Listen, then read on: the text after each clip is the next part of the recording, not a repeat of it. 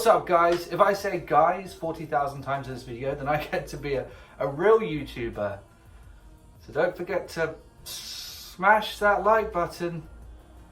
Smash it all the way to the edge of the atmosphere. Smash it so hard that you can't feel it anymore. This is just sexual at this point. Smash that. Hit the bell so hard that you can't feel bells anymore. Every time you look at a bell, you get PTSD looking at fucking bells because you were in such a war zone with fucking bells, punching them so hard that you're bloody with knuckles. And then you receive notifications when I upload. I want to make this quick video. You may have noticed a while back that I've started giving scores to the games that I talk about for far too long.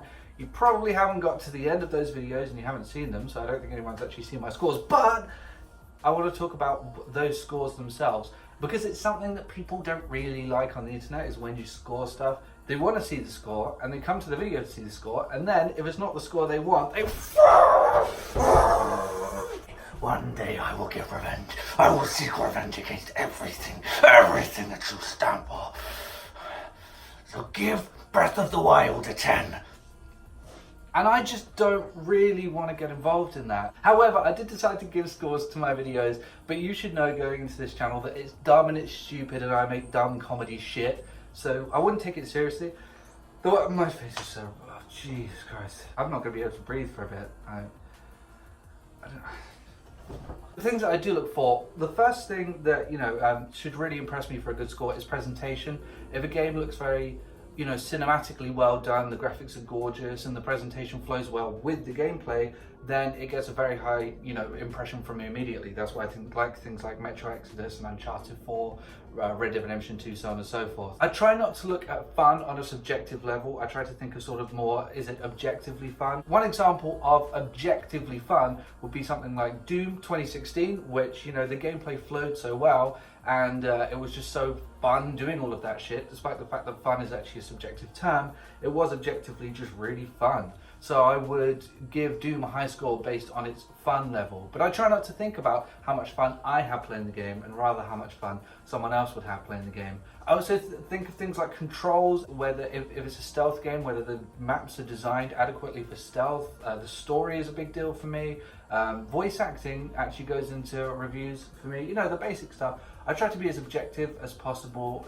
So, if you don't know, being objective is looking at sort of the facts and the way things are built. And being subjective is how much fun did I have and how much of a good time did I have, which I won't be looking at. I'll be looking at the way that everything is sort of formed. So, to give some examples, I'm going to go through last year's and some of this year's scores that I have retroactively given. A couple of these are ones that have been in videos before, but as I said, no one got to the end of my videos. So, here we go. I have them on a Mac that I had to reboot. This is a Mac. No, these aren't in order of when they came out, but this is 2018. Red Dead Redemption 2 got a 10 because, if you haven't seen that video, it was fucking unbelievable. God of War got a 9.8 because I was so unbelievably impressed with that on a narrative level, on a graphical level. The fact that everything was one shot, that was hugely innovative. How the hell did they even think of that, let alone doing it, going forward with it? Spider-Man, that came out last year, is an 8.7. It was a brilliant open world game that I had a fantastic time all the way through with, and the story was pretty cool, and a great ending.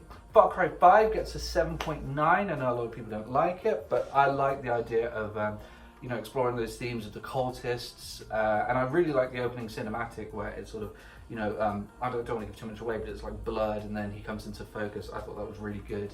Sea of Thieves gets a 6 because when it comes together, it's great. When you're with your team and you're doing everything on the boat, that's fantastic.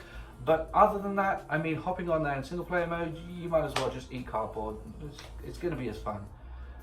Don't use it to make a boat, just fucking eat it. Forza Horizon 4 gets a 8.5 because it was gorgeous, great gameplay, it was hugely fun. Unfortunately, it had that horribly invasive microtransaction system, but other than that, a great game. Black Ops 4, when it was released, gets a 7.4 because it was just about the game actually being a pretty good, having some pretty good gameplay, though it didn't include a campaign, so obviously it gets a lot of points shaved off of that, because it fucking should. Now, I would put it down to probably a 7 or a 7.2, or maybe even a 6.9, because it's just hugely invasive. I probably wouldn't touch it at this point, because I don't play it. I made a whole video about it, because it's just so invaded with microtransactions, and honestly, once you've played on all of the base maps enough times and you've leveled up enough times without paying a ton of money in order to have more fun, there's nothing to do, honestly. Fallout 76, huge disappointment, gets a 6.5. It only has that much because the exploration is actually pretty cool, the world is pretty cool. Unfortunately, there's not a fucking in it. Apex Legends gets an 8.6 with an asterisk. I don't know much about Battle Royale games, but what I do know is it was the only Battle Royale game I've ever actually enjoyed,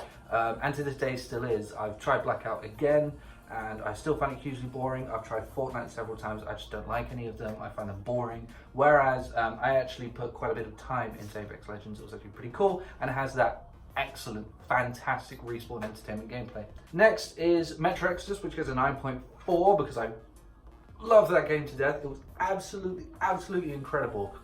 Great story, great characters, voice acting, beautiful graphics, and that's what I'm talking about with the presentation. A beautiful world around you, and just the combat was great. You know, the situations that you get into were great. Okay, a couple of them were a bit, oh, what do I do now? You know, what do I do in this situation?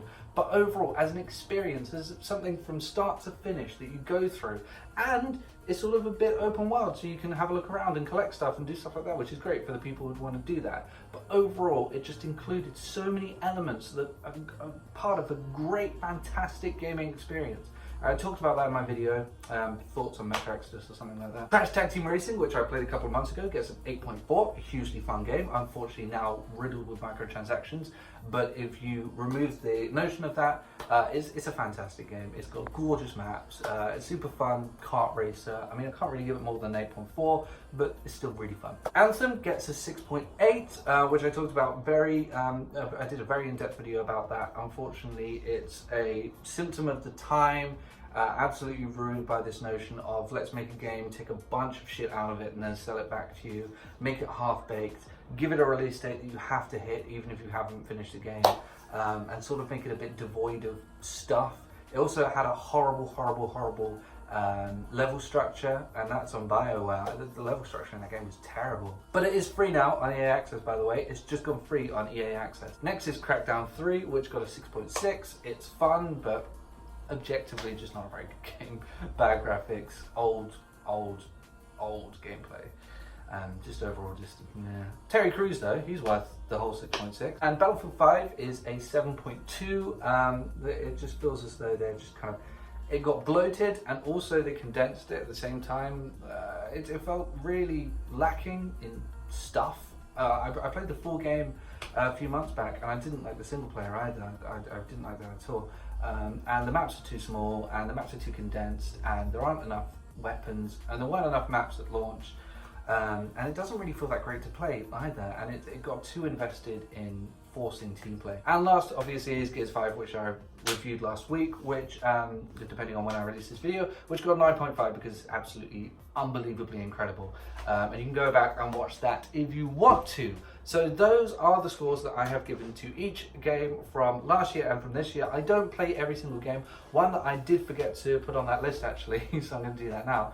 Devil May Cry 5 gets a 9, I think a 9.1. It was absolutely gorgeous, fantastic gameplay, brilliant level design, lots of humour, great story. Again, everything that I look for was great, just not quite on the level of Metro Exodus or Gears 5. And Gears 5 has a fantastic, solid multiplayer as well.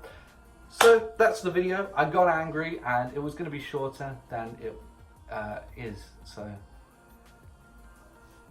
okay.